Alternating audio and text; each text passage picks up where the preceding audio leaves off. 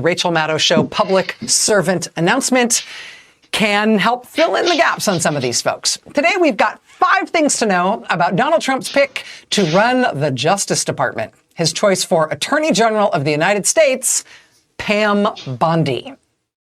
Thing number 1.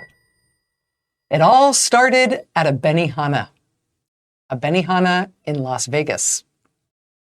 It was a charity dinner. A bunch of big wheel Republican donors were there.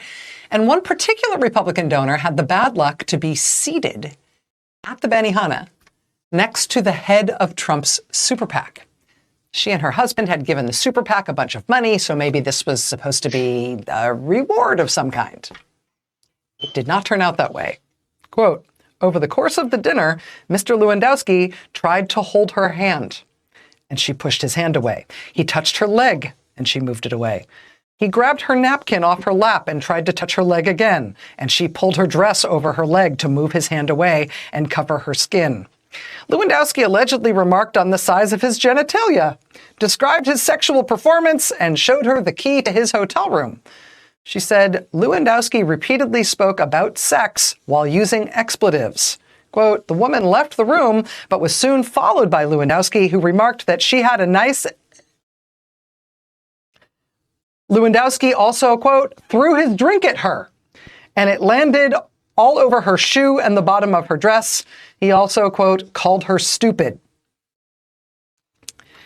So the head of Trump's super PAC was actually criminally charged after this incident. He was charged with misdemeanor battery. He paid a fine, he did community service, and he agreed to undergo impulse control training. Now, it's unclear whether this incident is something that would be troubling in itself to Donald Trump, given his own legal history, and given the fact that this was not the first time this same guy had been charged with battery, even just since he'd been working for Donald Trump. But the Benihana groping and drink throwing incident did pose at least one definite problem.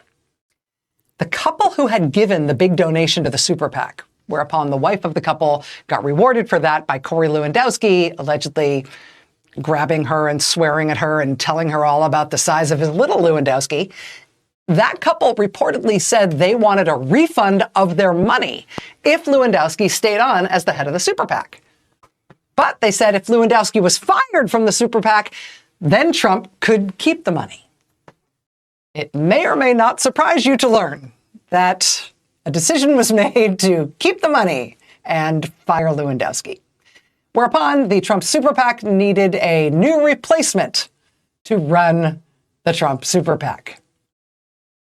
And that was the first time that Pam Bondi was given a job by Donald Trump, because Donald Trump needed an emergency replacement for his first choice for the job, because that guy got in trouble for doing something totally disgusting involving women.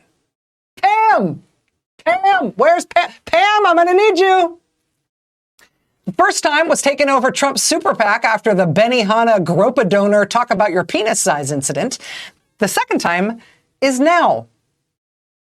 Now, her choice to be Attorney General of the United States. Trump's first choice for the Attorney General job, he denies all wrongdoing, but a Congressional Ethics Committee investigation, quote, concluded there was substantial evidence that Representative Matt Gaetz violated House rules and state and federal laws and other standards of conduct prohibiting acceptance of impermissible gifts, the provision of special favors and privileges, obstruction of Congress, illicit drug use, prostitution, and statutory rape. Is there nothing he can't do? The Matt Gaetz Attorney General nomination lasted 8 days and then collapsed under the weight of the... Whereupon Donald Trump knew what to do. Pam! Where's Pam? Pam! One more time. That's thing number 1. Thing number 2. Why has Pam Bondi been available to repeatedly take jobs on an emergency basis after Trump's first choice was found to have done something very wrong involving his pants? Funny story about that, actually. When Trump was elected the first time, multiple news organizations reported that he was considering Pam Bondi for a job in his new administration. Maybe he was considering her for a big job. But she never got a job in the first Trump term. She never got any job. Why is that? Some reporting has suggested that it was because, quote, Trump staffers were concerned that questions about the donation would make confirmation hearings for Bondi difficult and damaging. Questions about the donation. The donation in question is this one, this $25,000 check.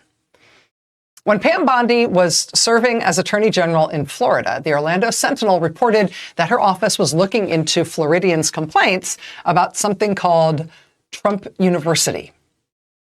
Florida residents, a whole bunch of them, had come to the state attorney general's office complaining to Pam Bondi that they had been scammed by Trump University. They'd lost a ton of money. Could the attorney general please do something about it?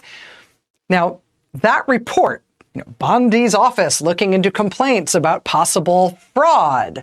Florida may join multi-state lawsuit against Trump University. That report appeared in the press in Florida on a Friday. 4 days later, Tuesday, that big, beautiful check arrived. That $25,000 check arrived at the super PAC supporting Pam Bondi's reelection in Florida. A check signed by Donald Trump himself. Bondi had asked Trump for the donation. The check from the Donald J. Trump Foundation arrived, signed by Trump himself. She also apparently got a check from Ivanka Trump as well. And what are you going to do? Pam Bondi thereupon decided, actually, on second thought, I don't think Florida is going to join that multi-state fraud lawsuit against Trump University after all. Now, incidentally, that lawsuit against Trump University was successful. Other states, like New York, went ahead with it. Trump had to shut down his fake university and pay more than $20 million to make the fraud claims go away. Incidentally, he also had to pay a fine to the IRS because the check he sent to Pam Bondi while she was mulling whether or not to join the case, that turned out to have been an illegal contribution from his fake charity. His fake charity, which was also soon shut down as a scam. Law and order. I love these guys. Law and order. A review ultimately cleared Pam Bondi. A state prosecutor officially said it wasn't a bribe. But that fiasco obviously got a lot of press. And that was in 2013. So maybe by 2017, the new Trump administration rolls around, maybe they just didn't want to sit through confirmation hearings for Pam Bondi that would air out all that dirty laundry. That said, it might also have been thing number 3 that explains why she didn't get a job in the first Trump administration. Because the other thing Pam Bondi was really famous for at the time was the execution thing. Now, I don't want to sell her short. Pam Bondi, as Florida Attorney General, she was involved in a lot of high-profile and controversial things. Pam Bondi, for example, was the lead Attorney General fighting nationwide to get rid of Obamacare. She led a fight specifically against the part of Obamacare that says you can still get health insurance if you have a pre-existing condition, like, cancer. Pam Bondi was also involved in a weird incident where she started moonlighting from the Florida Attorney General job by hosting a Fox News show repeatedly for days on end, while she was also serving supposedly full-time as the top law enforcement official in her state. When that moonlighting tripped the WTF meter in the state and people started asking about it, Fox News insisted that the Ethics Commission in Florida had signed off on her moonlighting and doing this TV thing. The Ethics Commission itself said, in fact, they had not. Pam Bondi also became the face of Florida's particularly vociferous effort to make it illegal for gay people to get married. She said gay marriage harmed the state of Florida. That led to a particularly epic takedown of Ms. Bondi on air by the great Anderson Cooper at CNN. When she was first campaigning for office, Florida's efforts to not just ban marriage, but also ban gay people from adopting, those efforts had been set back really embarrassingly because of a big, just mortifying scandal involving the state's highly paid big expert on the subject of gay adoption. It was the contention of this expert, the state of Florida's paid expert on the gay adoption issue, that a person can choose whether or not they're gay. He said, in effect, that if you feel gay, but you don't want to be gay, that can be fixed. You can be cured. Can you? Can you really? Did anybody ask this guy how he knows? Because while Pam Bondi was campaigning to become Florida Attorney General, that same guy, that same expert, was met at baggage claim at the Miami airport by a Miami New Times reporter who interviewed both the Florida State expert guy and the young man he met on rentboy.com. Very handsome young man. The couple was on their way back to Florida from an extended European vacation. Did I mention the young man from rentboy.com was very, very handsome? Now, this story got a ton of press in Florida for all the obvious reasons. But Pam Bondi nevertheless pledged to plow on with the gay adoption ban case, which had been based on confident assurances from the state of Florida's paid expert, who says no one's really gay if they don't want to be. The same guy reportedly paying the young man he met at rentboy.com for daily nude massages. So again, I don't want to sell Pam Bondi short. She was involved in a lot of harebrained, controversial stuff while serving as Attorney General in Florida. But if there was one thing that stuck to her from her time in office in Florida, it was the execution thing. The state of Florida is famously enthusiastic about capital punishment. Florida, generally speaking, kills a lot of their prisoners. And Pam Bondi wanted more. She was a big supporter of something called the Timely Justice Act, which aimed to speed up how quickly Florida can kill more of its prisoners. That made for some really awkward questions when Pam Bondi, champion of killing prisoners faster, nevertheless asked for a delay in one scheduled killing. Turns out she was not available to attend the execution or to attend to her responsibilities around the execution because she had a fundraiser to go to. Well, perhaps it was a fundraiser for a very good cause. Your mileage may vary. Turns out it was a fundraiser for herself. A fundraising, quote, re-election kickoff reception. For Pam Bondi, it is incredibly important that the state of Florida be able to swiftly execute its death row prisoners in a timely manner, unless she has plans. And she had plans. That fundraiser, just so you know, was more than a year before she was up for re-election. At the time, she had nobody even running against her. But she nevertheless thought that her kickoff reception was more important than the killing she was supposed to oversee.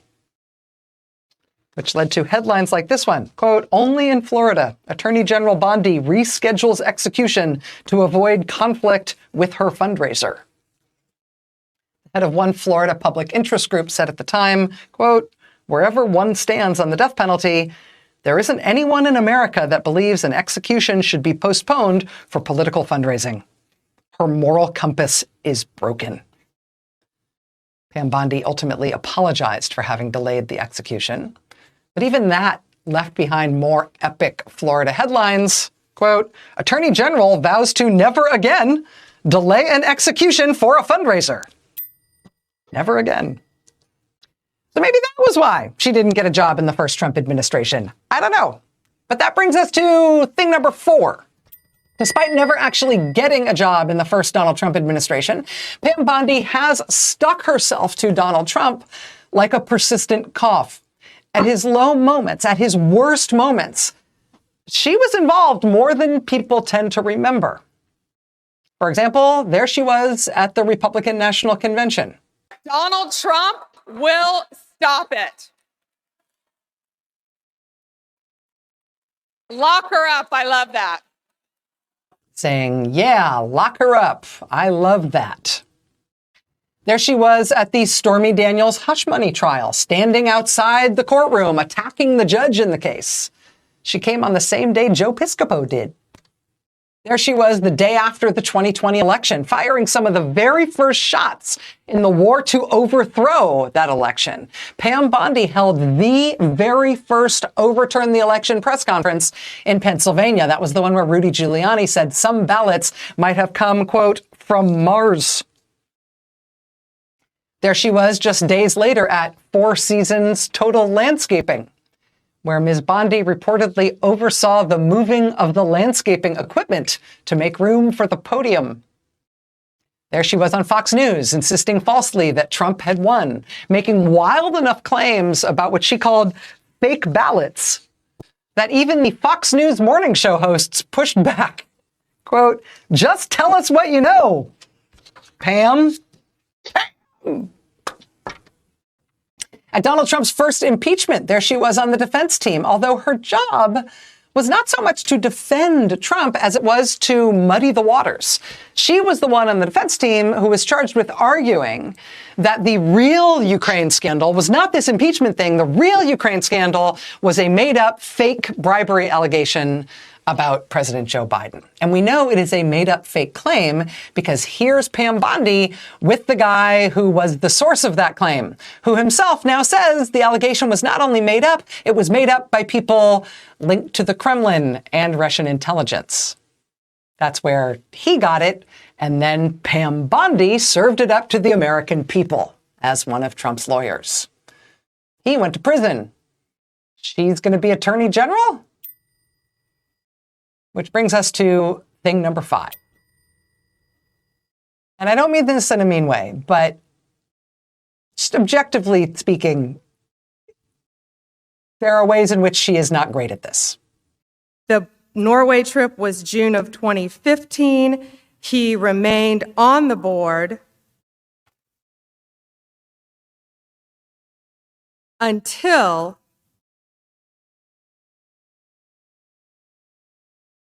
April of 2019. Part of Pam Bondi's responsibilities when defending Trump in his first impeachment was not just to speak in Congress on his behalf. That didn't always go great. But it was also her job to make the case for him on television. And that also often did not go well. Does the president know Gordon Sondland well? Are they in frequent contact? Have they been? Well, we're going to hear what Gordon Sondland has to say today. He's ambassador what did the president for a short while. What does the president say? The president, he was ambassador to the Ukraine. He is ambassador to the Ukraine, and the president knows him. The president does not know him very well. He's a short-term ambassador. Of course he knows him. He's the ambassador. He's the ambassador to the Ukraine. He's not the ambassador to Ukraine, the Ukraine or Ukraine. That guy had an entirely different job. Headline: Trump's top impeachment defender gets Sondland's job title wrong 3 times.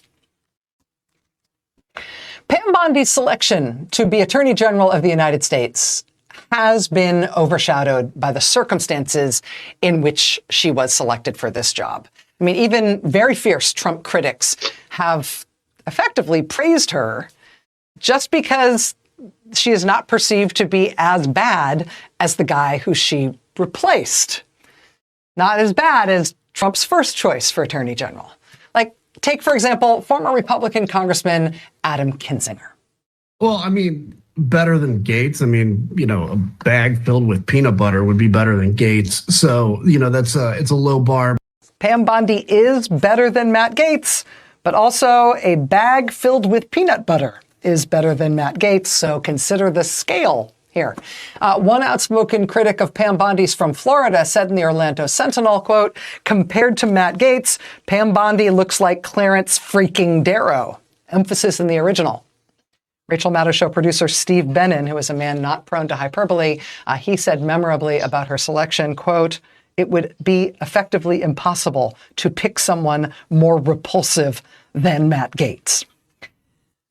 So as a person who's definitely less repulsive than the most repulsive choice imaginable, I mean, congratulations, Pam Bondi.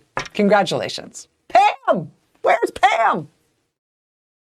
But in a job where the main reassurance to the nation is supposed to be that justice will be served and the law will be upheld without fear or favor or deference to anyone, Pam Bondi is one of 4 of his own personal defense lawyers that Donald Trump is trying to install at the top of the Justice Department. And the way she appears to have earned this nomination is by defending and participating with Trump in some of the most repulsive things that he has done in public life. Lock her up. I love that. Pam Bondi loves the idea of incarcerating Donald Trump's political opponents. She loves it. She says that the people at the Justice Department who prosecuted Trump for his alleged crimes will themselves be prosecuted now. As Attorney General, she will be in a position to do that. She was not his first choice for this job. She was the emergency replacement again. But that really isn't the most important thing to know about Pam Bondi. It's our potential next Attorney General, which is why this has been another Rachel Maddow Show public service.